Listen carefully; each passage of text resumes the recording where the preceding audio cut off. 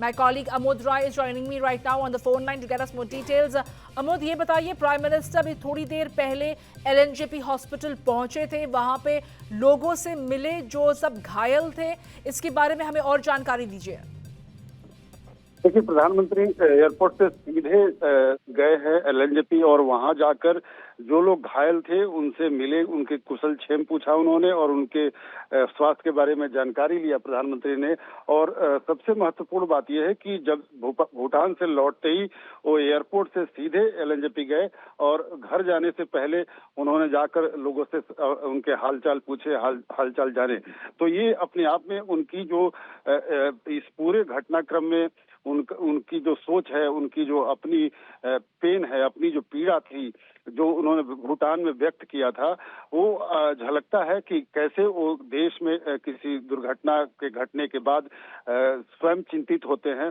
और जिस तरह से पूरा सिस्टम जिस तरह से लगा हुआ है, गृह मंत्रालय ने इसमें त्वरित कार्रवाई की, आनन फानन में इसमें बैठकें हुई, रात में ही तुरंत गृह मंत्री वहां पहुंचे, गृह मंत्री को प्रधानमंत्री ने वहां भेजा और सारे घटनाक्रम पर स्वयं नजर बनाए हुए थे, देर रात तक नजर रखे हुए थे। लेकिन चूंकि उनकी प्रतिबद्धता थी, भूटान जाना जरूरी था, तो गए और जाकर भी वहां उन्होंने कहा कि मेरा मन यहाँ नहीं लग रहा है, क्योंकि मेरे राजधानी में, मेरे देश की राजधानी में इतना बड़ा घटना घटी है। और आते ही वो सीधा हॉस्पिटल गए। ये अपने आप में एक तरह से संवेदना जताने की कोशिश और लोगों का घाव जो है उसको भरने की कोशिश के तहत प्रधानमंत्री की ये एक पहल है। इसको हीलिंग टच कह सकते हैं कि जिस तरह से प्रधानमंत्री ने वहां जाकर लोगों से उनके हालचाल लिए, उनके हालचाल पूछे, ये अपने आप में उनकी जो एक भावनात्मक जुड़ाव है लोगों, देश के लोगों के साथ, उसको दिखाता है कहीं ना कहीं।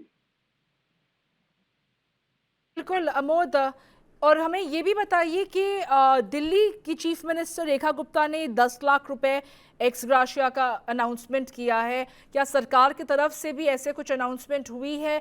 क्या बातचीत हुई वहां पे प्राइम मिनिस्टर की घायल व्यक्तियों के साथ में? क्या कुछ मदद की मांग की रखी गई उनके सामने? Well, those are the first visuals on your screens right now, where you can see the Prime Minister at the LNJP hospital meeting those who were injured at the Red Fort car blast. He landed in Delhi and headed straight to meet the victims at the LNJP hospital. He wanted to go and meet them in person and take stock of their recovery.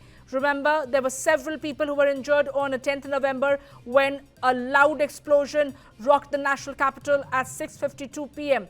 The Prime Minister had an earlier commitment and he had to go to Bhutan, but he cut short his trip, landed back in the national capital a short while from now, I beg your pardon, a short while ago, and he headed straight towards the LNJP hospital, where several of those injured are still being treated. Those are the visuals on your screens right now. At this hour of crisis, the Prime Minister is trying to provide a healing touch. Remember, it was earlier the Delhi Chief Minister Rekha Gupta and the Home Minister Amit Shah who had all made their way to LNJP hospital to meet the victims and make them believe that they are standing in this hour of crisis together and doing everything to bring the perpetrators to justice. The Prime Minister over there from Bhutan had sent across a strong message in a stern warning. He had made it very clear that those who are behind this particular blast are not going to be spared. They are all going to be brought to justice. That was a statement the Prime Minister had made from Bhutan